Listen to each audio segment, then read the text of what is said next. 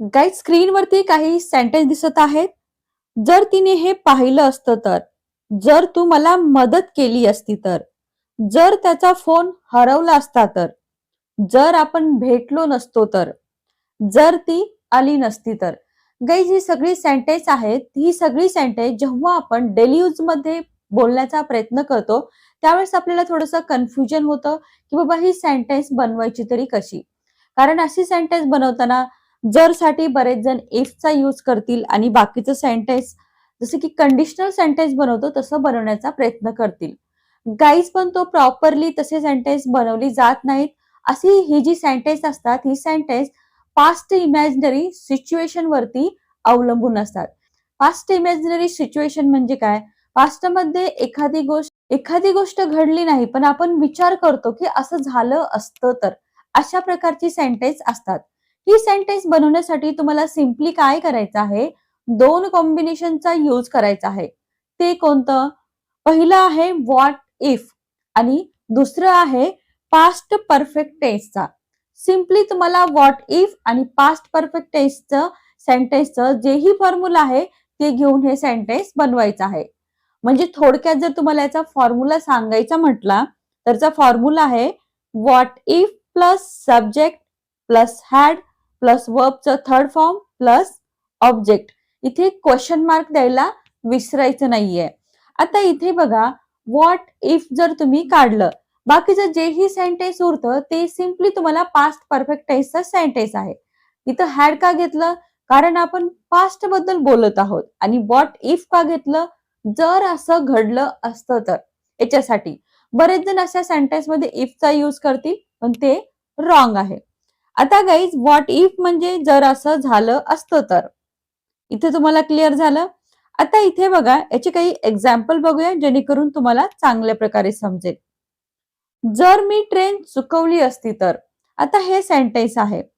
Simply बरेच जण काय करतील, जर साठी इफ घेऊन सेंटेन्स बनवतील. पण आपल्याला मी तुम्हाला पहिलेच सांगितलं आहे की यासाठी तुम्हाला सिम्पली इफ घेऊन पूर्ण दुसरं सेंटेन्स न बनवता व्हॉट इफ आणि पास्ट परफेक्ट टेन्सचा कॉम्बिनेशनचा यूज करायचा आहे.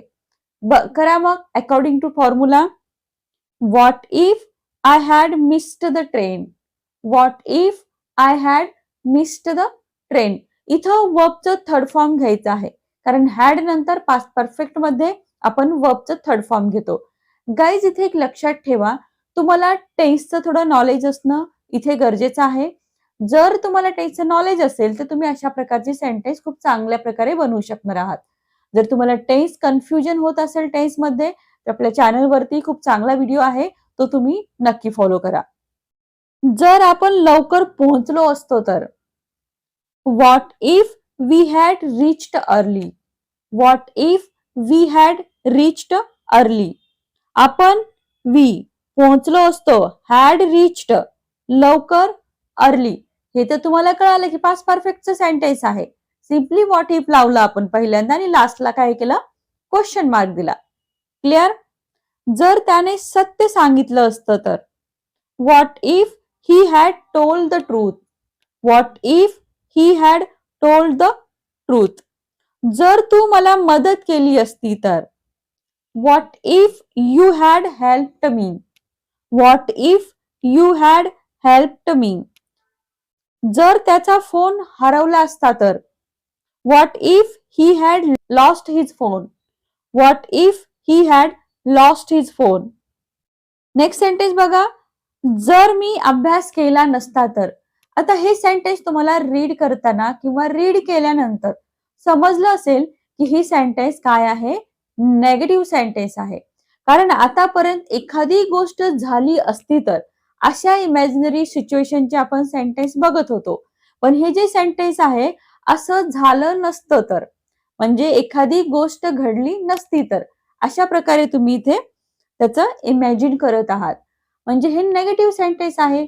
आणि सिम्पली तुम्हाला हे असे सेंटेन्स नेगेटिव्ह बनवताना काय करायचं आहे, हॅडच्या नंतर सिम्पली तुम्हाला नॉट लिहायचं आहे. बाकीचं सेंटेन्स ऍज इट इज राहील. क्लिअर झालं? मग हे सेंटेन्स कसं होईल? What if I had not studied. What if I had not studied. किती इझी आहे बघा. हॅड नंतर सिम्पली नॉट घ्यायचं आहे. जर ती आली नसती तर, what if she had not come. What if she had not come. वर्बचं थर्ड फॉर्म घ्यायचं आहे. गाईज, तुम्हाला वर्बचं थर्ड फॉर्म माहित नसतील तर आपल्या चॅनलवरती याचे सुद्धा व्हिडिओज आहेत, ते नक्की तुम्ही फॉलो करा. जर आपण भेटलो नसतो तर, what if we had not met. What if we had not met. आता आपण पॉझिटिव्ह बनवली, नेगेटिव्ह सेंटेन्स सुद्धा बनवली. आता तुम्ही म्हणाल की मॅम याचे इंटरोगेटिव्ह सेंटेन्स म्हणजेच क्वेश्चन असणारी सेंटेन्स कशी बनवायची. गाईज, इथे लक्षात ठेवा, जेव्हा आपण व्हॉट इफ ची सेंटेन्स बनवतो ती सेंटेन्स ऑलरेडीच क्वेश्चन असतात, म्हणजेच इंटरोगेटिव्ह सेंटेन्स असतात. त्याच्यामुळं अशी सेंटेन्स, या सेंटेन्स मध्ये काही वेगळ्या प्रकारचे इंटरोगेटिव्ह सेंटेन्स बनवण्याची गरज नाही, कारण व्हॉट इफ ची जी पॉझिटिव्ह सेंटेन्स असतात तीच ऑलरेडी इंटरोगेटिव्ह सेंटेन्स आहेत. क्लिअर झालं? म्हणजे याचे फक्त पॉझिटिव्ह आणि नेगेटिव्ह सेंटेन्स बनतील. जर तिने हे पाहिलं असतं तर, what if she had seen this. What if she had seen this. लक्षात आलं असेल तुमच्या पॉझिटिव्ह आणि इंटरोगेटिव्ह सेंटेन्स मधला डिफरन्स. इथपर्यंत क्लिअर झालं.